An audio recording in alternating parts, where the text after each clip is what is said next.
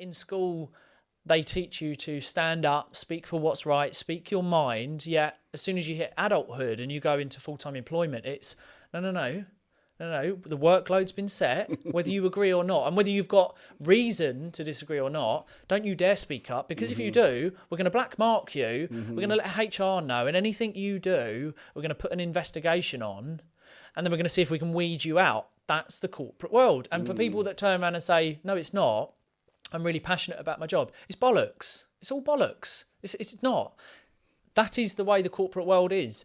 And there are power-hungry people, and I could never get on board with that because I am a massive believer in respect for everyone. Everyone is the same, and you grow so much quicker when you're actually helping people opposed to trying to climb over them and stab them in the back and she said this and he did that, and it doesn't work for me. So I knew that I was on a sand timer.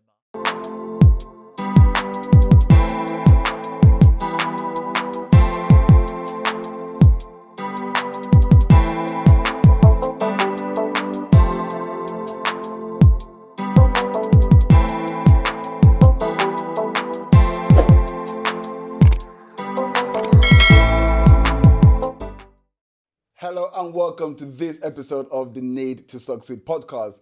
And this podcast is really all about bringing on phenomenal entrepreneurs and just finding out like what makes them successful.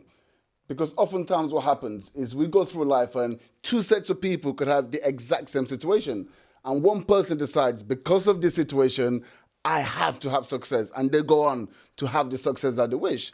And someone else in that same situation says, because of this situation, I can no longer achieve the things that I want to achieve. Now, what is the difference in mindset between these two people? That's exactly what we look to uncover on this podcast. And today, I have got an absolutely phenomenal guest. This guy is just, the level of work going on is crazy. He is an entrepreneur, right? He is a YouTuber, he is a podcaster, and the level of virality that he's having right now is absolutely insane. Ladies and gentlemen, please join me in welcoming Mr. Roundtable himself, Aaron Knightley. What an entrance! I haven't had one. I don't think I've had one of that since my wedding. The Toastmaster, I think, mate, that was awesome. Fantastic! Thank you so much. Honestly, Aaron, it's an absolute pleasure to have you on here. I think when I messaged you, I said something like, "I've been stalking you for a while." Yeah, I don't know how that read to you. Mate, I welcome it all. It's an open door, and I thank you for inviting me on, mate. Honestly, thank you so much for showing up. It's going to be an absolutely phenomenal conversation, so I am looking forward to this. Thank you so much. Brilliant stuff. So look, we have got a tradition on this podcast, so let's get started, right? Let's do it. So the very first question we ask every single guest that comes on is, what does success actually mean to you?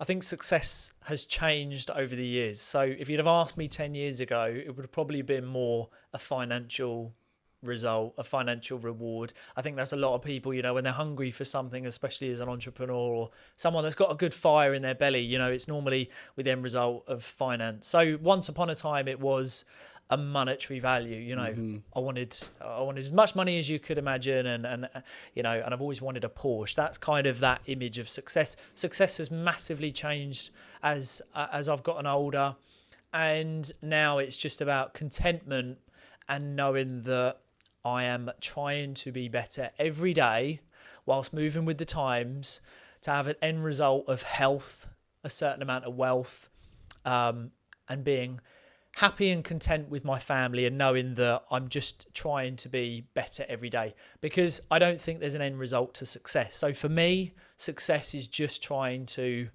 achieve the goals that I set for myself and be a better person along the way. And I know that sounds a bit corny, but it is, because it has changed for me. It's not about money anymore. It's just about contentment, because we're in such a busy world. I think for anyone who's involved in what we're doing right now, it's very hard to stay mentally sane. If you're involved in social media and trying to, outperform and achieve great things, to stay mentally sane along the way, that's a challenge in itself. So if I can do that and I can be content, I'm on to a winner. Absolutely. When did that change? When did that definition of success change for you?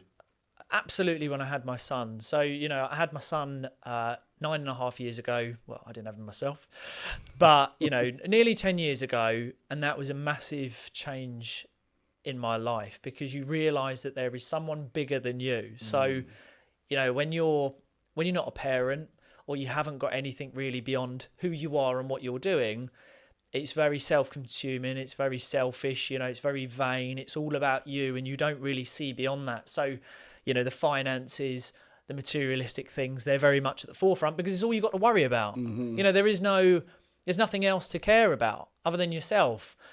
And I was going down a very, slippery path. I was a very different person, for many people that don't actually know. I spent most of my life as a skinhead. I looked very different, and I was hanging around with different people. But once I had my son, I knew that I've got to change my life.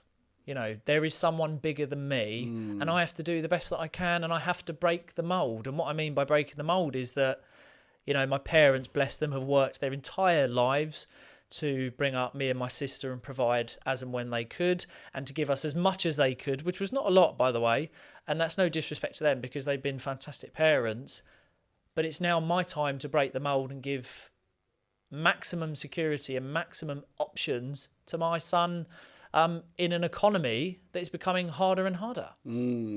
It's that's such a powerful thing. I just had my daughter 16 months ago. Thank you very much, my friend. So it's difficult to quantify, because I'm probably, of my friend group, I'm the last. Actually, no, I'm not quite the last. Festus is the last. But I'm one of the last ones to actually have a child. And, they would say things like, oh, it would change you. It would change the way you think. And I understood that there's this human being that you now have responsibility over, but I did not understand it, actually. I thought I understood, but I didn't understand until I actually had my own daughter. And something changes in you, because there is a deep level of responsibility, and you can't really look at life the same way again. There is this person that you now have to look after, and you're the whole world, right? And when you've kind of grown up in an environment where maybe you didn't quite have that security that you would like, you think, I can't pass that down. Yeah. Right. So I completely hear exactly where you're kind of coming from. But what I would like to do, Aaron, is just let's kind of take it back a little bit, because look, we know this happens, right? You have like 25 million views, in the last few months, right? You are absolutely crushing it. You got your YouTube, your podcasting, you're killing it, right? And it's very easy sometimes for people to look from the outside and say, yeah, but of course he's not worrying about money, right? Do you know what I'm saying? Like, all of this is going well. So what I really like to unpack on here is, let's just go back a little bit and understand your journey to what's actually gotten you to where you are today. So I always like to go back to school, right? Who was Aaron, back in school days, before you became a skinhead? Aaron was a skinhead in school. Aaron was a troublemaker. Back in the day, I'd done another podcast with a friend of mine who I knew back from school, and one of the first things he said actually was, a bit of a reputation that I had when I was younger. So I was always very energetic, loud, would like to hold conversation, would like to be the loudest in the room. If there was someone who was bigger than me, subconsciously, I've always been that believer of, it's not the size of the dog, it's the fight in the dog. I've just always been like that. My old man was like that. It's never really bothered me about having to shy away from someone who's physically bigger. I boxed for a long time, and you work out, just body strength and, movement and stuff like that. So from a young age, I was never sort of overly fussed. So I was very capable of being the loudest and seeing if I could hold centre of attention. And that is a bit of a bad thing. I was looking for attention all the time, and sometimes that brought the wrong attention. So Aaron was someone who was loud, very much in your face. I think you either liked him or you didn't like him. And I didn't really know where to put the energies. So that's the other thing is, just to mention, there's a similarity and a closeness between criminals and entrepreneurs. Criminals don't get the guidance, or they never come into guidance to steer them into the right direction. An entrepreneur may have had family members' support. They may have met a mentor, although you don't need a mentor. It's overrated, but they might meet correct people who guide them elsewhere. So there's a very close relation to criminals and entrepreneurs, hence why a criminal can make money out of nothing, and so can an entrepreneur. So it's very, very closely linked. And I could have gone down the wrong path. I gave my parents an absolute nightmares at school. Not so much my dad, emotionally wise, but my mum was always worrying. So I had a lot of energy. I just didn't know where to put it. But I was playing high levels of sport, so I was able to sort of outlay some of it there. But academically, no good. I despise of maths. It makes me laugh actually. Do you remember teachers would say to you, "Well, you're not going to have a calculator in your pocket when you're older." how wrong were they? And the rest, and the camera, and anything else.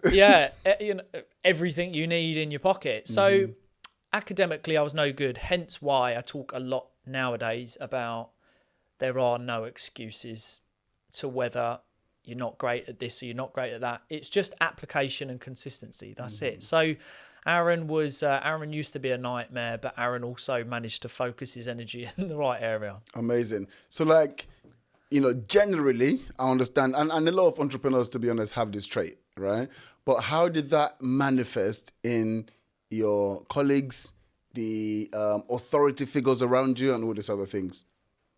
From an early age of working in full-time employment, it's not that I don't like instruction or that I can't get on with people. My last job that I had, I got on with 98.9% of the people that I worked with. I get along with a lot of people. I would like to think I'm a likable person who can mold and adapt to different types of people.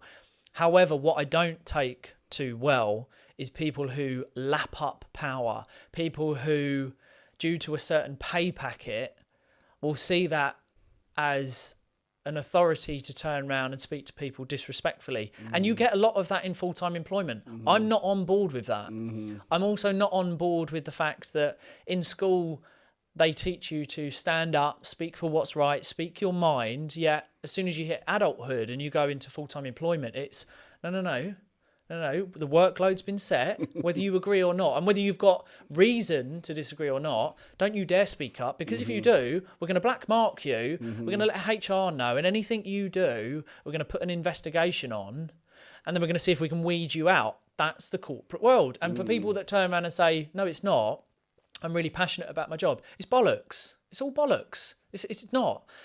That is the way the corporate world is. And there are power-hungry people, and I could never get on board with that, because I am a massive believer in respect for everyone. Everyone is the same, and you grow so much quicker when you're actually helping people, opposed to trying to climb over them and stab them in the back, and she said this and he did that, and it doesn't work for me. So I knew that I was on a sand timer for my time in employment. And, I had 10 years in employment. I got by, I did what I needed to do, but I worked out pretty quick that I'm going to do everything in my power to get myself out as quick as I could. Because every entrepreneur will. They'll build a side hustle and then they'll get themselves out. If I had to go back to full-time employment now, although I think I'm totally unemployment by the videos I've put out, but if I had to, I would. But what would I be doing?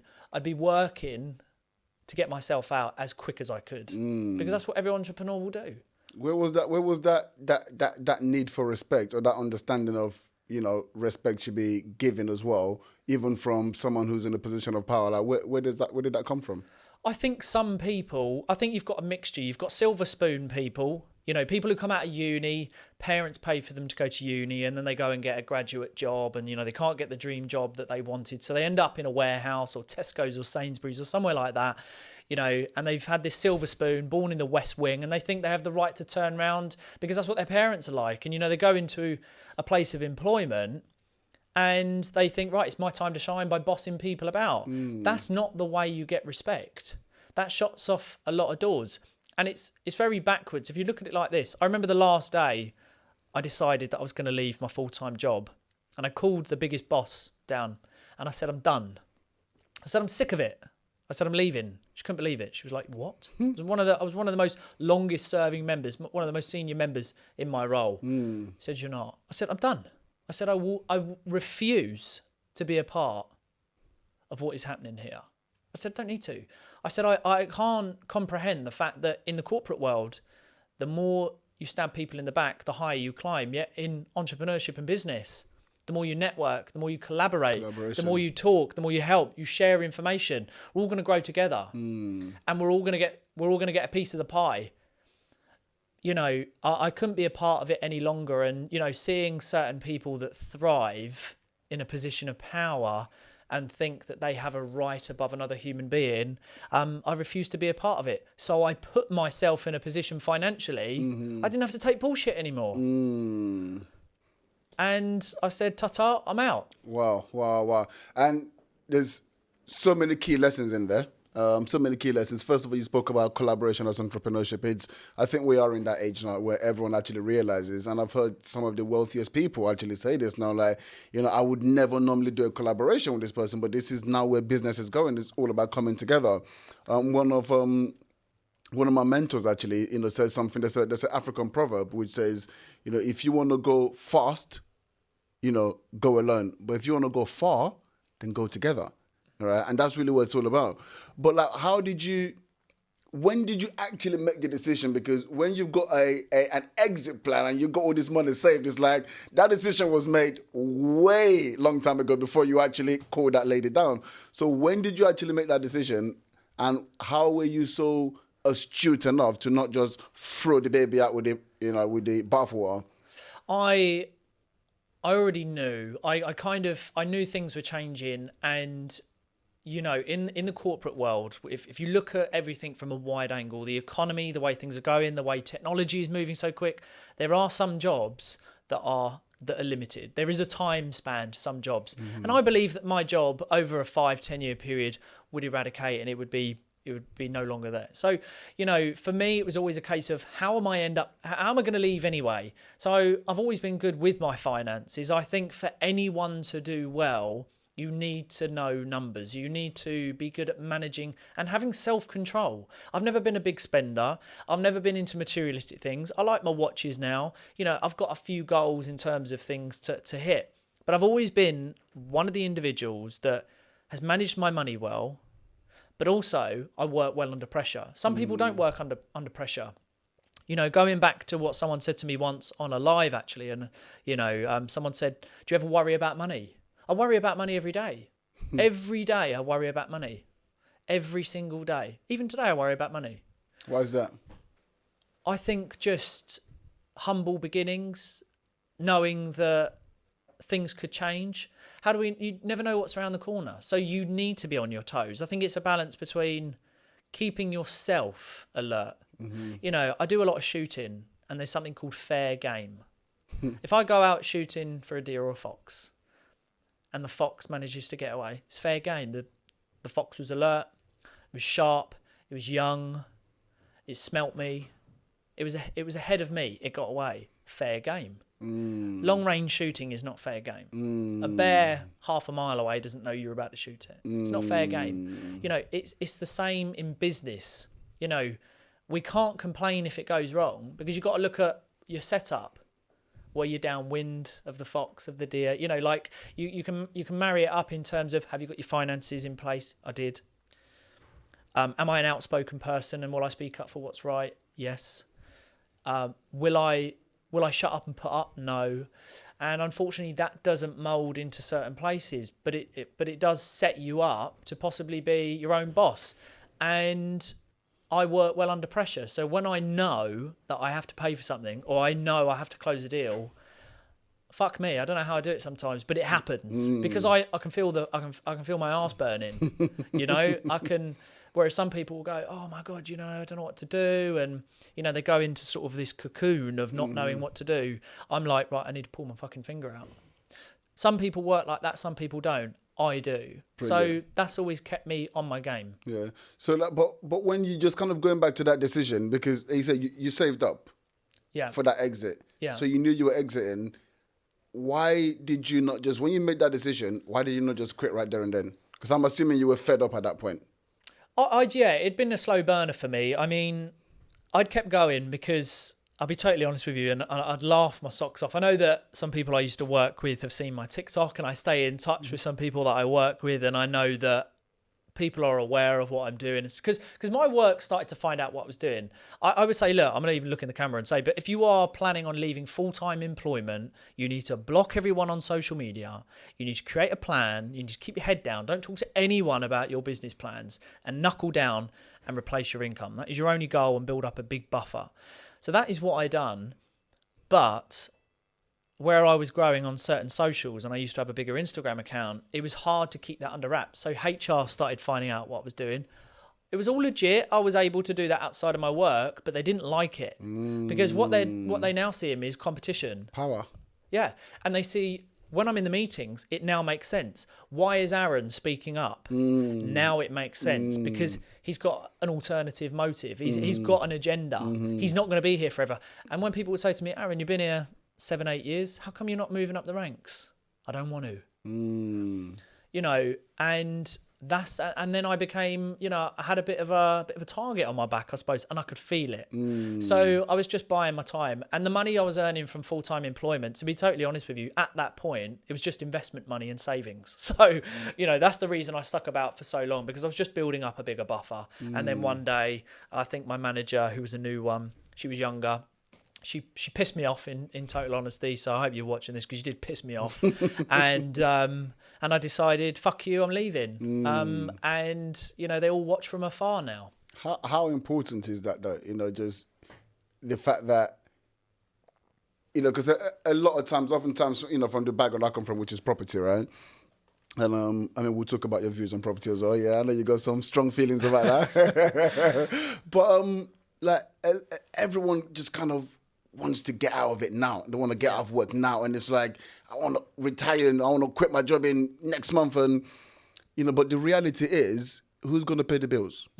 Who's going to pay the bills? Yeah. And then also, you've not got this weight on your shoulders, this almost crushing weight of, I have to get the results today, which, as we know in business, that's not always necessarily the case. It's normally, it takes time. You got to put in the processes in the systems, and you got to put in the work before you start getting the results. So how important do you feel it was that you were able to actually just be methodic about that? And for other people, so if you're going to give people advice, what would you say around that? Well, you've hit the nail on the head. You know, for anyone who's wanting to start a business and live that life, and you're seeing it as a blessing and it's all, you know, sunshine and rainbows, it's not. As you said, it's a huge weight.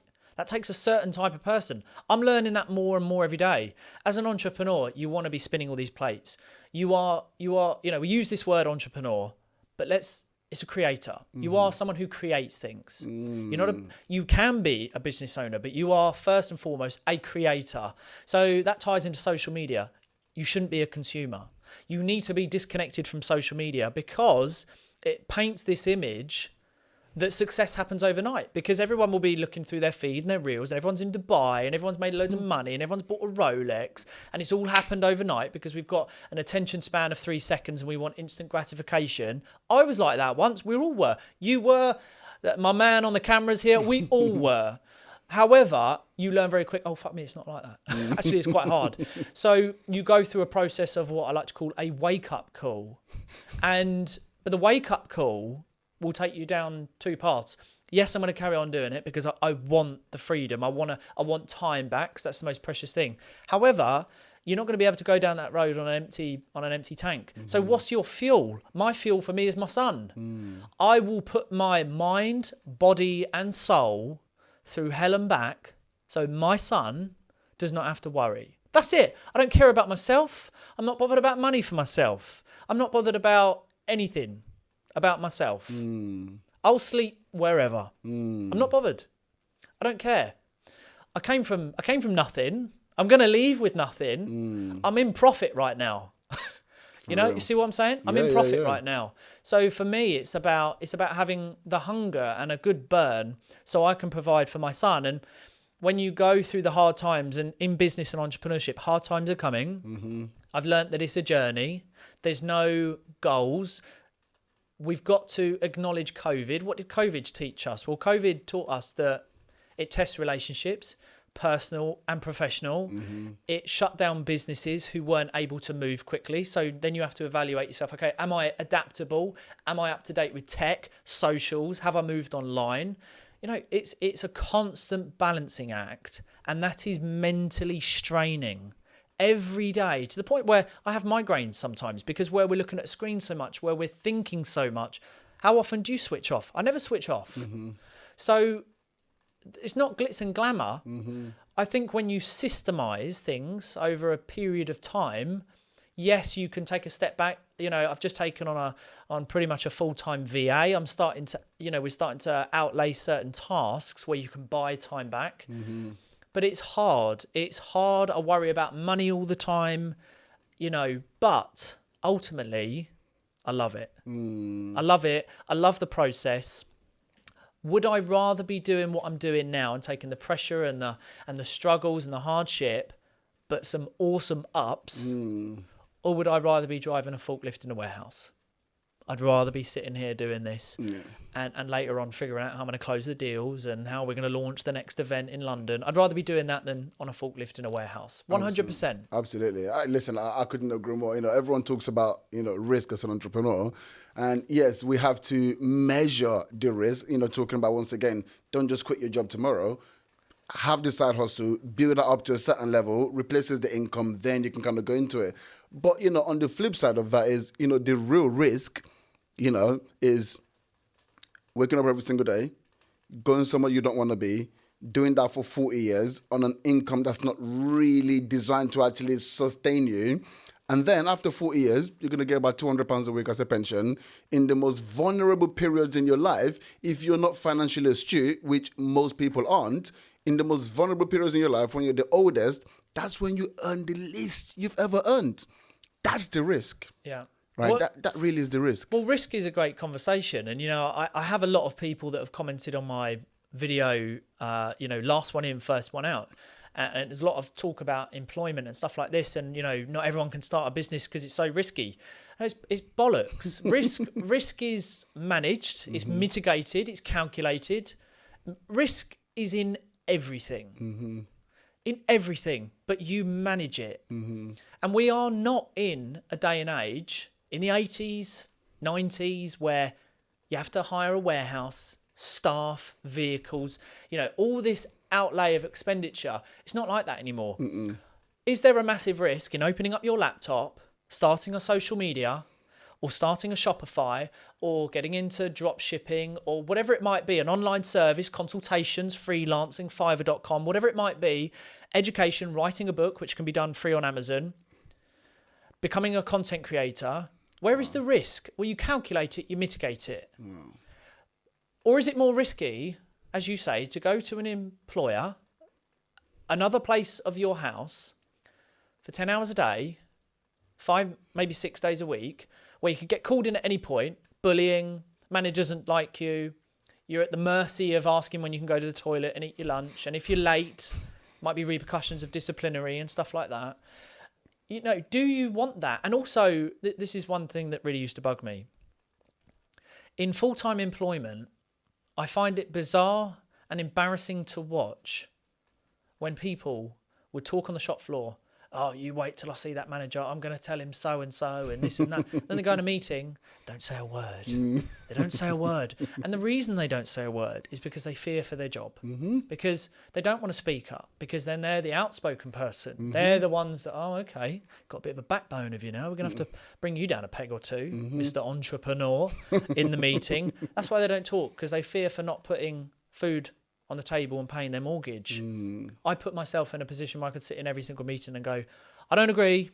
Why don't you agree? A, B, and C, and D. So you're not going to do it? No, I'm not. Aaron, are you refusing to do it? No, I'm not refusing to do it. I'm countering you to why I don't think logically it's productive, or I don't think it's going to benefit us. Or actually, my question is, I said this many a time, I said, no, why are you not? I think that's a managerial role. Why are you rolling the shit down? So, there's many layers to this, but essentially you look at it from a wide angle and you plan and you mitigate. I'm not going to lie. It doesn't sound like you were very employable. It's funny. It sounds that way, but you know what? I really was. Do you know that's the funny thing? It's just that as I've taken a step back, I've really seen actually how many things are wrong with it. That's why. And I really want to bring awareness around it, because if you're earning £100,000 and I'm earning 20, how come you'd be allowed to have a certain swag about you, be able to talk to certain people in a certain way. But if the 20k a year was to say, no, I don't agree, it's got a problem here. That's where I couldn't get on board with it. So, but risk for someone looking to leave, I would always say that the practical steps are head down, block people on social media. By all means, go and start that side venture, but put your all into it. Yeah. And bring yourself up to a comfortable place financially where you would be able to support you and your family for 3, 4, 5, 6 months solid. Absolutely. Before looking at anything else. And by the way, I don't really disagree with you, right? Because I truly feel, in my business, for example, if you're just sitting there quiet and you're not really challenging my ideas, then what are you doing here? Because the reality is you're not helping us grow. I can't be right all the time, right? So if you're not going to challenge my ideas, then you're just a bum on a seat. I've got to have people around me who can actually help me. Yeah, exactly. Yes, mate. Yeah, you're right. No, I know I'm not always right. Tell me something. What are your ideas, right? Yeah. So I completely get that. But, the corporate system is not designed for that, right? People say the system is broken. It's not broken, mate. It's working perfectly fine for the system. This is designed to work this way. You're saying it's broken because you don't like the way things are functioning. Yeah. If you don't like that, you do what you did and say, okay, I'm going to create something for myself, give myself the leverage to be able to tell you I don't like this, and then ultimately go out and prove yourself to the world. Well, look, actually, I told you I didn't like that because I could do things this way, and look what I've done. Yeah. Right? And that's what it's really about. And the thing is, people say, well, I don't know where to start. Well, you do what I did. You do what everyone else does. No one knows where to start. There isn't a step-by-step process. There is no book in the world to starting the perfect business. What there is there's action takers. Okay, so it doesn't matter your background. I talk a lot about this. If you want to start something great in a business, podcast, YouTube, Audible, books, seminars, network meetings. Crazy. Surround yourself with incredible people and ideas will come to you. Because if you put a lot of like-minded entrepreneurs in a room, I can guarantee you this, a lot of creative ideas will happen. And all of a sudden the spark goes off in your head and you're like, wow. So as an entrepreneur, you do go through this phase of, I don't know what to do because there are so many ideas out there. You just tick the boxes. My God, I've done eBay. I've done a wedding business. I've done property. I've been in development. I've been in finance, investing. I've now done events. I'm on, content. There's so many things that I've done. I sold dust caps at school. I've sold sweets. I've done, I've redone furniture. You're a failure, mate. Yeah. And a lot of things have failed. You're a failure. That's a part of it. Failure is great. But it's knowing that here's the thing. There's nothing wrong in failing or being rejected in business or starting something that you're exciting about and admitting that it didn't work. But here's the trick. Cut it off early and limit the amount of damage that's involved, money and time. Time's the most important thing. And you don't want to spend too much money because that should be reinvesting into yourself. I mean, I've got very strong views in terms of mentors and property and stuff like this. But ultimately, we are in a day and age, I said it to you off camera, marketing and sales, everything we got going on right now can make or break you. Depends how smart you are with it. It can be your next income. Hence why there's so many lucrative opportunities now in smart marketing. Arnold Schwarzenegger said it perfectly years ago. Hard work and advertisement. That's it. Do you know Gary Vee said it recently? I'll share it with you after this. 2 platforms to merge to make a lot of money and a lot of positive noise. What 2 platforms do you think? Ooh, I'm on the spot now. Okay, I'm going to go with TikTok and then I'm also going to go with YouTube. No. Ooh. TikTok and LinkedIn. Makes sense, actually. LinkedIn, big money. TikTok exposure. Combine the 2, great revenue. Bish, bosh, bash. Combine the 2. So, but you need to act upon it. Going back to this whole go quick. There's no point in going slow anymore. Do you know what? Let's go there. You brought it up. Property, mentors, all right? So talk to me about your views around that. Because look, I'm someone that believes in mentorship, because mentorship has been really good for me. It's been able to guide me in direction. So I come from a property investment background, right? So I used to work for the largest property investment firm in the city. And, once again, that was corporate. it was a will, certain things happened, that's a whole other story, right? It was a case of you're just a number. It doesn't really matter about your performance or this sort of thing. So, like you, I said, okay, what am I going to do, right? I've had enough. I know I can get the results. So let me go and actually see if I can get the results on my own without this conglomerate behind me. So I got mentorship, I got coach and educate. I already knew about property, but it's like, what all these different strategies people are talking about? How can I actually go and implement these things with the right knowledge and get the results? And it's worked for me, right? But just give me your point of view on it. I think my counter always will be, if I'm able to self-educate as someone who's not academically strong, then anyone can do it. Because again, it's at our own speed. If I choose to listen to Audible when I wake up, travel to the gym, commute here, moving around, Audible, I'm learning on the go. So it's non-stop.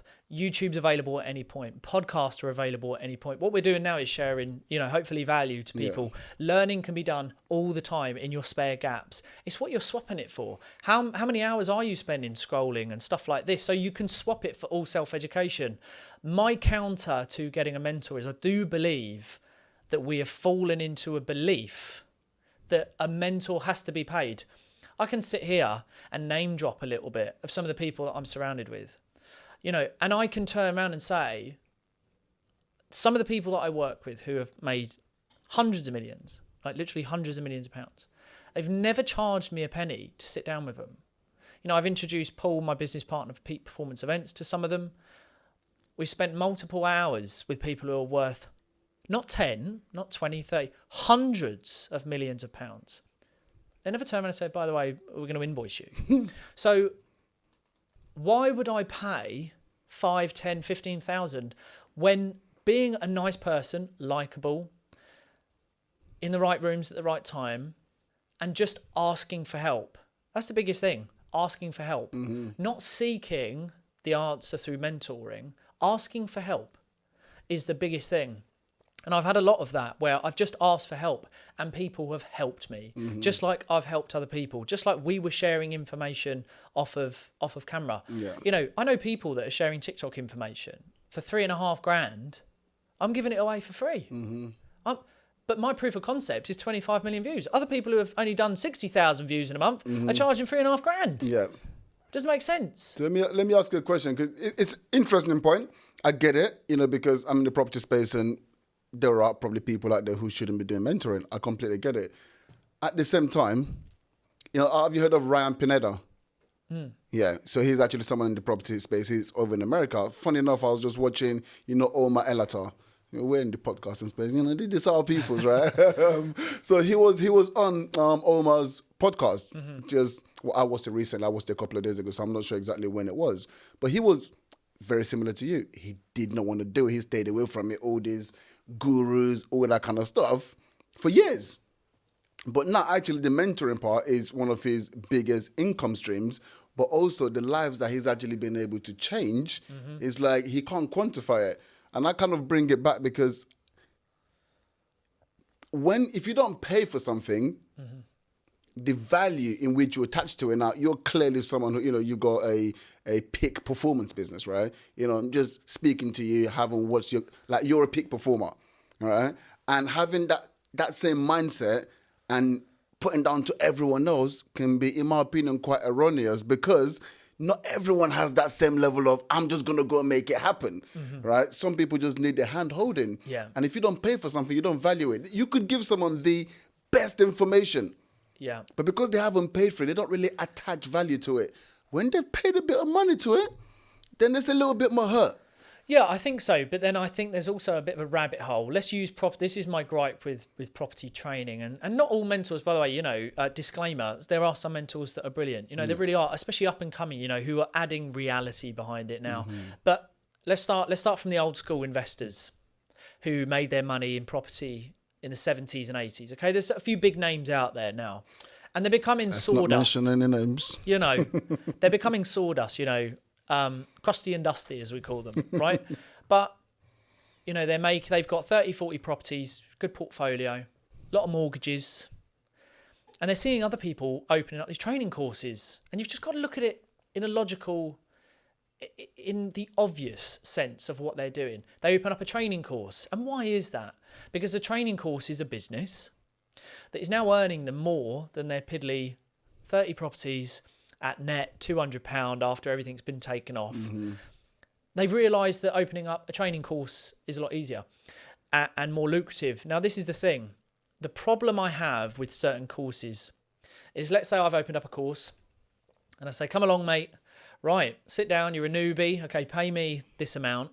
Now, I'm going to bombard you. I'm going to confuse the fuck out of you. Just to let you know, I'm not going to give you a business plan. I'm not going to make this step by step.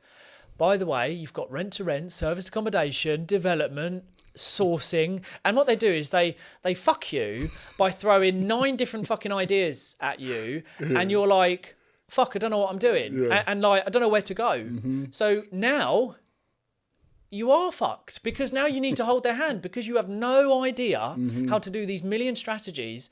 And what they do is they keep you in this loophole and they drip feed you so that now you cannot get out, opposed to turning up and going, right, everyone, we're going to basics. The only strategy I'm teaching here, raising finance, get your first buy to let. That's all we're going to do. We're not going to focus on anything else.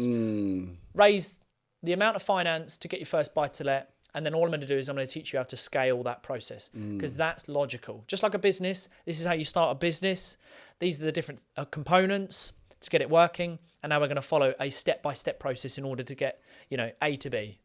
Instead of going A, B, C, D, E, F, G, I've confused you, haven't I? You have to come back next week because you don't know what the fuck you're doing. Yeah. That's my gripe, is that it's very confusing, and then they charge a big bang for the buck.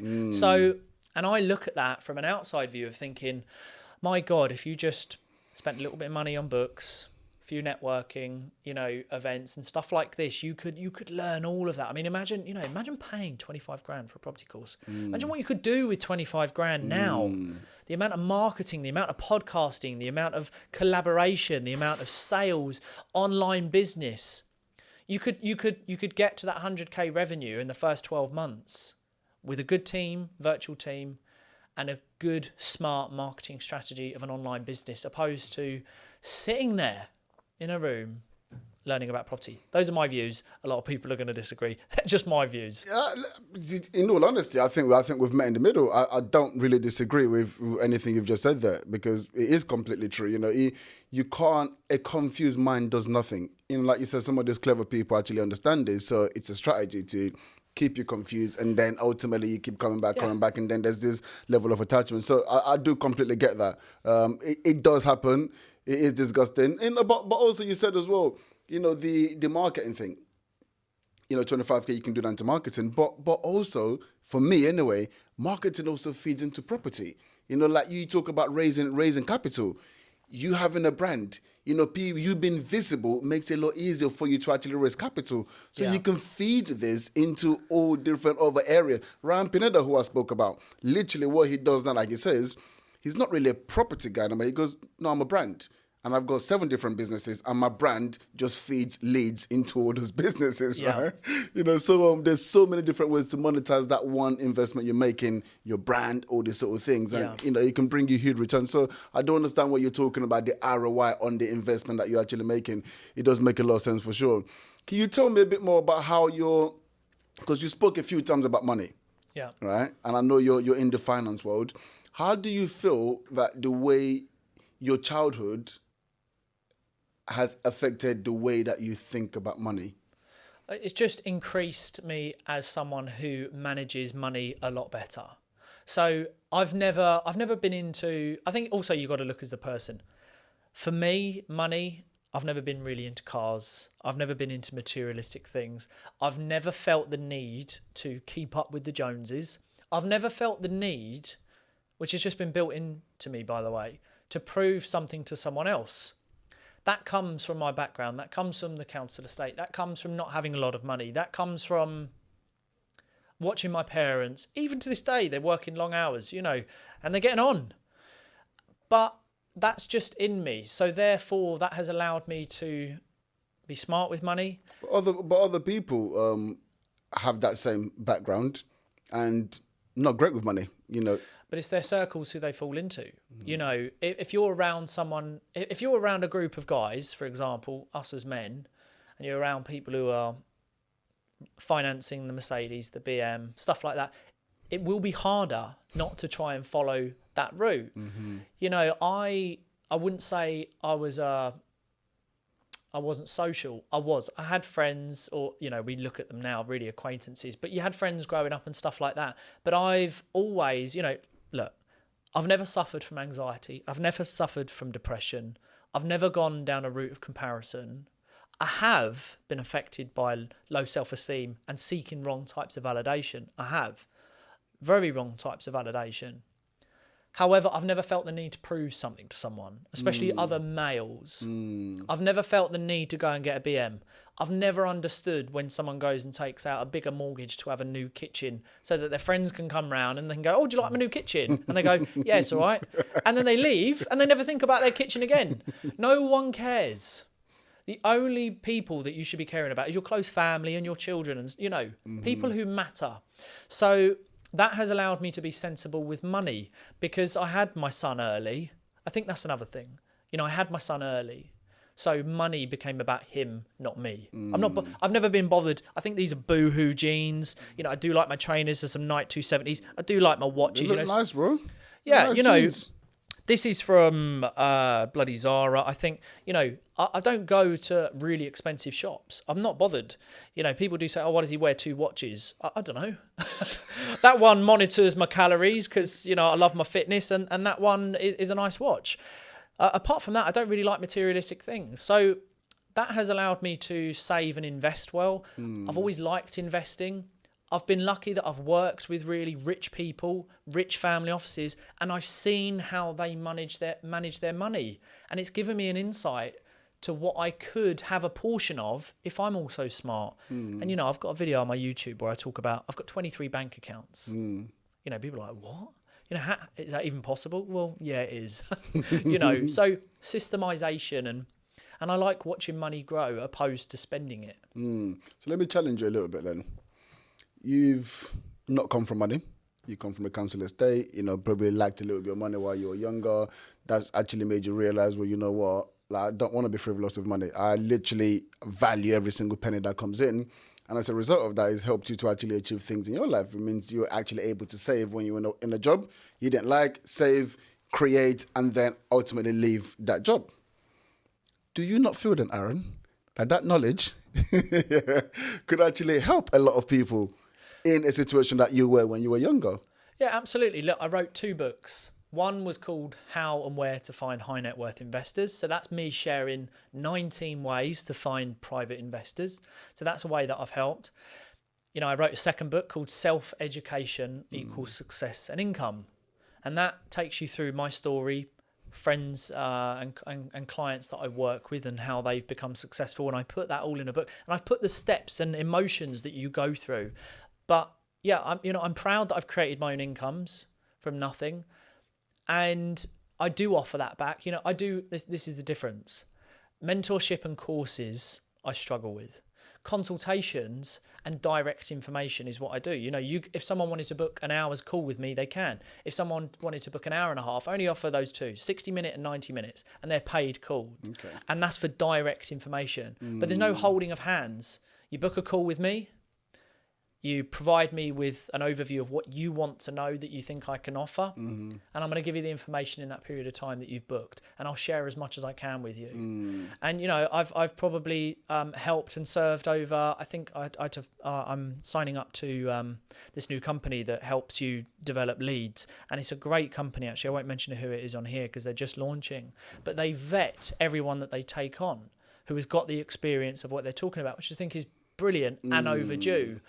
And that's what I offer. And I've probably had over 80, 90 calls with different types of people. So, which is awesome. And that's growing every single week. You know, I'm on 3 tomorrow. There's a lot every week. So I am able to give back. And I'm writing my 3rd book at the moment, which is all around entrepreneurship and the journey that is essentially entrepreneurship. Brilliant. That's great to know. this is my final push in it. This is my final push. Do it. Because I do understand where you're coming from. This is my final push in it. It's, first of all, I don't know if you've heard this saying before. I don't know if it's a bit harsh, but it's, if you want to hide something from poor people, put in a book. Yeah. So that's the first thing, but then also, I just feel like with the knowledge that you've got, because one of my mentors said this to me, right? And it was about speaking when I first started in public speaking, and he was actually my mentor teaching me how to speak professionally. And I was a little bit embarrassed about telling my story. I'm not sure if you know, but I used to be homeless, all right? And I didn't really want to tell it, right? And he was just saying to me, like, don't you think that's a bit selfish? Is it not selfish? Like, would you not want someone who's in your position to understand that actually, you know what, everything that you want to achieve is still possible? And if you don't tell them that story, how are they going to be able to make that connection? And I was just like, wow. Right, and that just hit me here, because that is why I do the things, a lot of the things that I do with the public speaking side of things, mentoring, all these sort of things. It's like, if there's one person that hears my story and it changes the trajectory of their life, like, that is just incredible, right? Mm-hmm. And there's so much knowledge in you. Would you not feel like perhaps it could be a disservice to help that one council estate kid who, maybe it's not a thousands of pounds course, but just something that you can put out there, couple £100, you pay it, here's some basis that you can actually go and learn. I mean, look, I do. I mean, you got to look at it as the podcast. Okay. The YouTube individual videos, the TikTok, all the lives, peak performance events. Our last event, 197 people I was talking in front of. I would say that is my way of giving back. We started a company where we welcome everyone into that room, regardless of your background. So I would say I'm already doing it. Okay. But my thing is that, if you want direct information fast, going back to instant, being quick, there's that option to book a call with me. I'm on my third book. That's another way that people can learn at their own time, and it comes at a price tag of affordability. Both all three books of mine will be $9.99. It's not about trying to get the biggest bang. I've got a digital download, which is the ultimate guide, the ultimate investor's guide and checklist. And essentially that is a really reasonable price. It's £50. That's my entire information on how and everything you need to do to work with investors to protect them and you on social media, because there's a huge amount of wrongdoing in terms of promoting finance, investing. There's a lot of things that, if it were to go wrong, financially and legally, would be awful to watch. So there are a lot of ways that I'm giving back. With peak performance events, Paul and I, we're starting what we call an online masterclass, where we're going to offer certain brackets of information where you can book a call with both Paul and I, who have combined a great amount of experience. And again, that's a way of giving back on a private basis. But we stay away from mentoring, because you can't be responsible for someone's success. You can help them, tell them everything, but there's more to go wrong in holding someone's hand. Just like investing, why do they label them as retail, sophisticated, high net worth, family offices, ultra high net worth, sovereign offices? Is because you have to fall into levels, you have to fall into categories, and with those categories come responsibility. That's why I will never work with a retail investor again, because if they do not pass my questionnaire, they are too much of a liability for me and my reputation. Remember, everything we're doing right now, you're building your reputation. Are you willing to let someone else jeopardize that if you hold their hand too much, where they could pull you down for everything that you're building?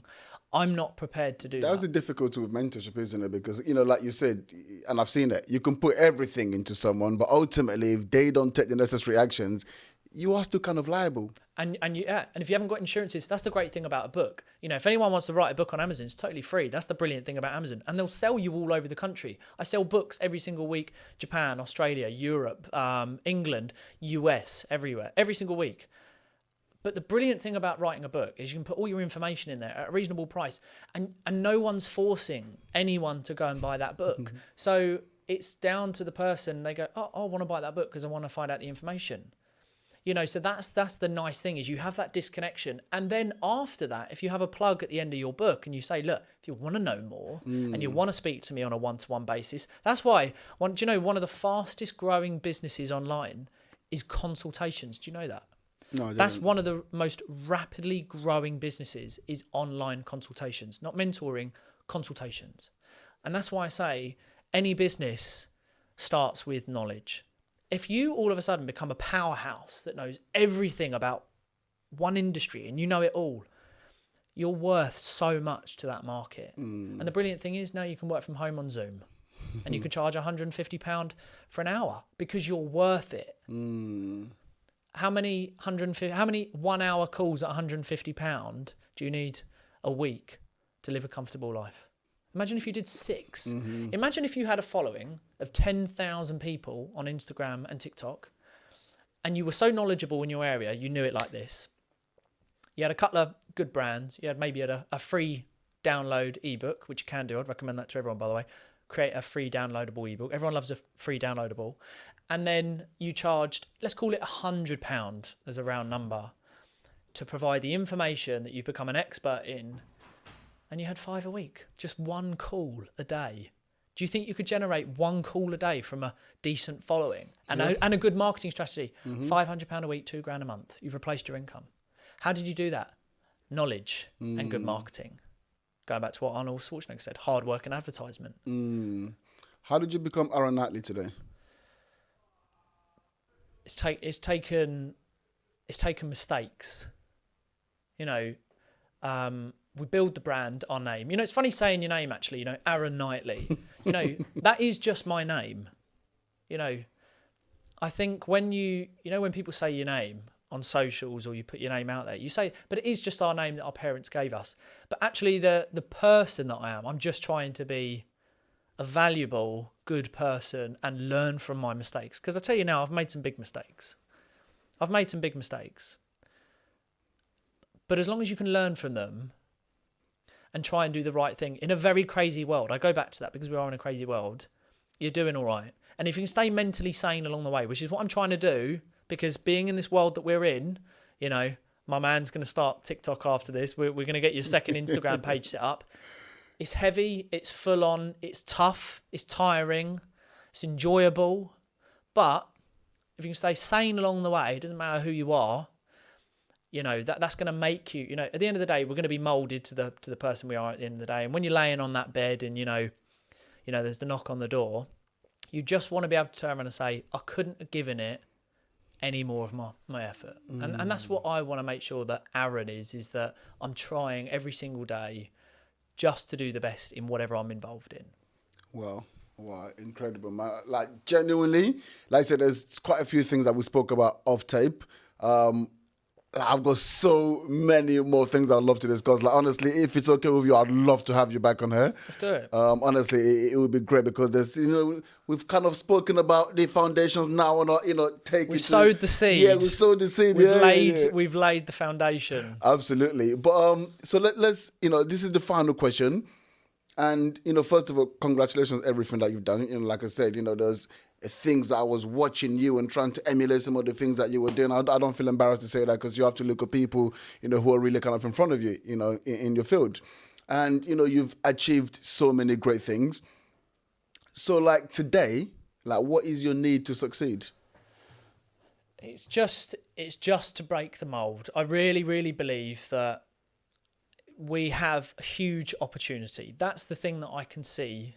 There's so much opportunity. And, you talk about, my successes and anything like that. I've done nothing special, by the way. I'm no different to you. I'm no different to our man on the camera. I'm no different.